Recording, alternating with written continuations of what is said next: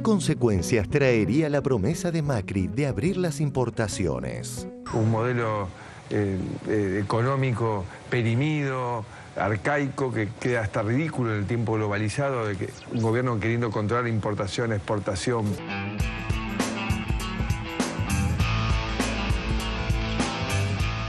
Las importaciones, ¿se abren las importaciones en la Argentina? No, hay que reabrir, por supuesto. Vos abrís las importaciones, pero ¿qué pasa con el trabajo? Va a entrar todo.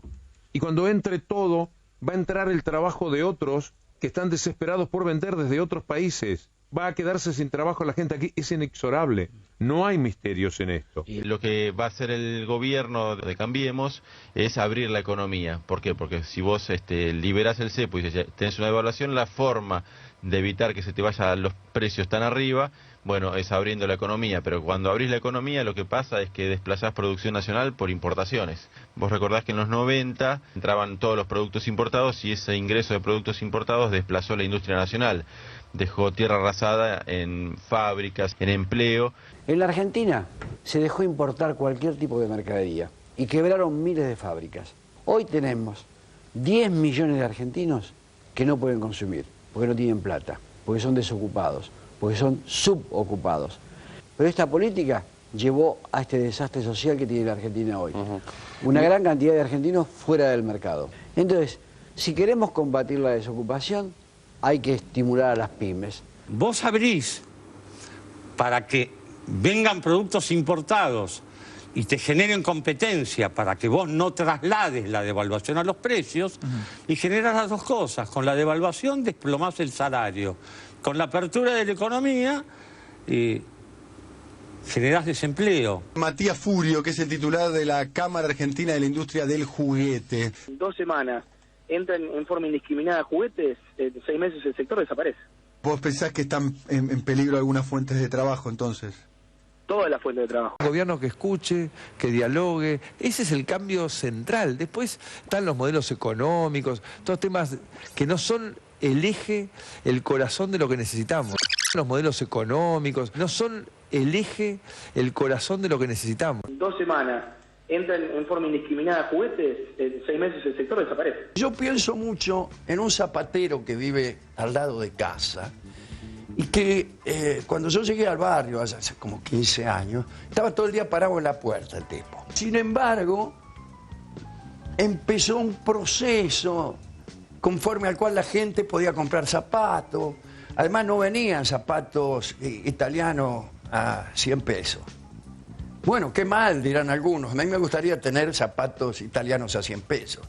Pero el asunto es que a este tipo le empezaron a comprar zapatos, tuvo empleados, ahora está todo el día adentro, tiene un montón de empleados que trabajan, que compran otras cosas, helados, por ejemplo, o bicicletas, y entonces prosperan los fabricantes de helados y bicicletas que toman nuevos empleados, que a su vez ganan dinero y que compran zapatos. Bueno, eso se llama keynesianismo o neokeynesianismo o algo así. Es inconfundible esto. Ahora, si mañana viene otro señor y dice, bueno, macho, vamos a abrir las importaciones y entran unos zapatos italianos 95 pesos, el tipo ese no va a vender más zapatos. Y entonces no es que vas a tomar más empleados, no, va a echar a los que tiene. Y esos tipos ya no van a comprar tantos helados ni tantas bicicletas.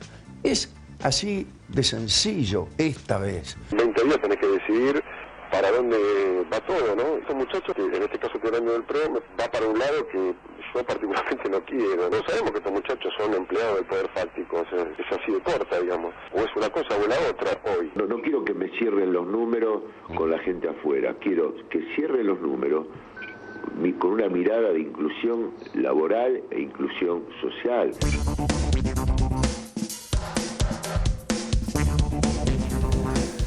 Bien, aquí estamos con la ministra de Economía, Silvina Batakis. ¿El diálogo, como lo dice Macri, genera más trabajo? No, uno tiene que esforzarse mucho para generar trabajo, no es algo que sucede porque sí. dialogando uno se puede entender la problemática del otro, pero si no hace política pública para generar empleo, empleo privado, ¿sí? Un empleo industrial, ese empleo que Argentina siempre tuvo la pretensión de tener una gran masa de pymes, de industria nacional. Eso uno lo tiene que generar, lo tiene que favorecer. Naturalmente Argentina tiene tierras muy ricas y eso sí se produce con mucha mayor facilidad y es muy rentable en Argentina. Y bienvenido, yo siempre digo, nosotros necesitamos a nuestro campo produciendo más todavía. Necesitamos a nuestro sector servicios produciendo más servicios, exportando cinematografía al mundo. La creatividad de los argentinos es brillante, necesitamos de todo eso.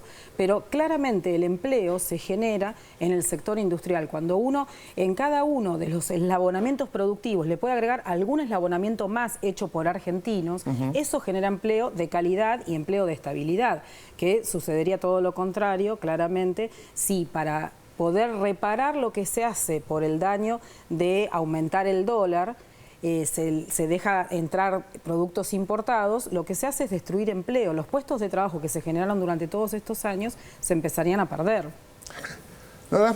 Sí, no, a mí no sé si hay una explicación o si puede encontrarse una explicación, pero realmente me llama muchísimo la atención cómo la devaluación puede ser una consigna de campaña y cómo esto puede evidentemente surtir efecto en una cantidad del electorado de Cambiemos. ¿A qué, digamos, no...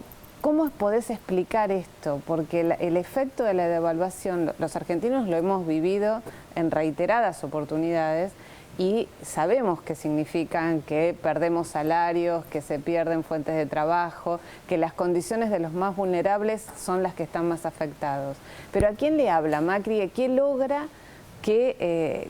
¿Dónde se activa un mecanismo que hace que sectores, como vos bien decías, que no ahorran en dólares, que no tienen posibilidades de ahorrar en dólares, crean que la devaluación implica un atractivo que va a ordenar la economía? Sí, Argentina, la verdad que nosotros desde 1948 a esta parte, 1940, perdón, en 75 años, hemos tenido 48 devaluaciones que fueron del 20% o superior. Y eso no hizo que la economía argentina produciese más o generase más empleo.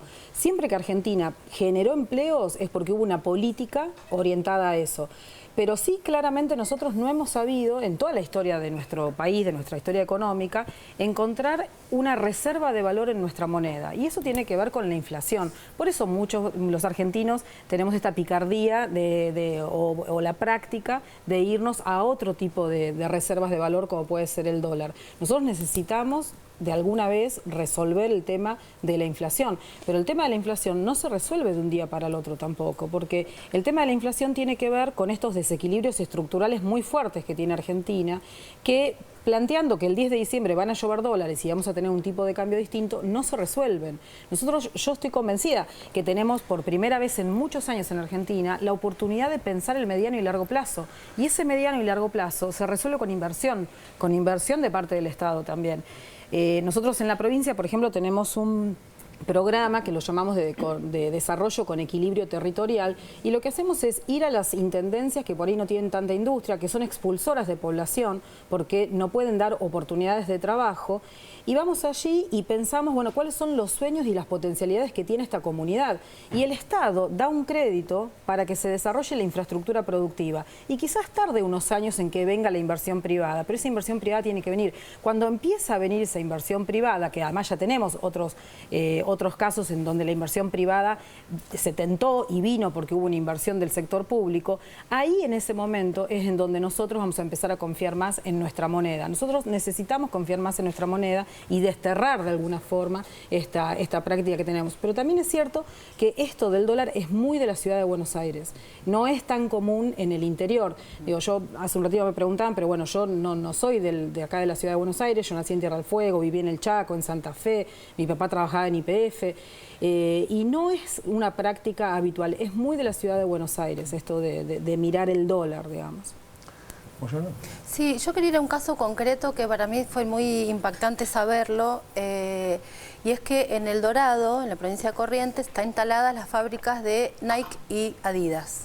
Esa fue una decisión justamente del Estado, en línea con esto que vos decías de este mecanismo de relojería que tiene que tener el Estado, que ¿por qué fueron ahí? Porque eran las plantas que mejor... No, el Estado decidió que fueran ahí porque era un lugar donde había mucho empleo en negro, justamente porque los trabajadores rurales no eran cuidados por su sindicato, entonces se instalaron ahí Adidas y Nike, de modo tal que se generó empleo. Bueno, es una cosa concreta.